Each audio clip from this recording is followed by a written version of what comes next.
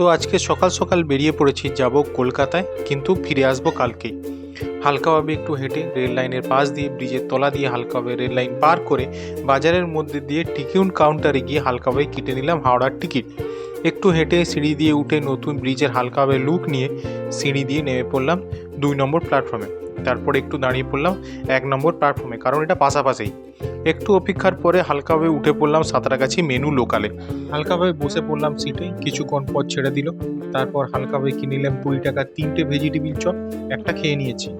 তারপর একটু জঙ্গল দেখে, একটু কুয়াশা দেখে, সরদিয়া স্টেশনটাকে একটু ভালোভাবে দেখে, কিছু জমি দেখে, ভাঙা ট্রেন দেখে হাই রোড পার করে পৌঁছে গেলাম খড়গপুর।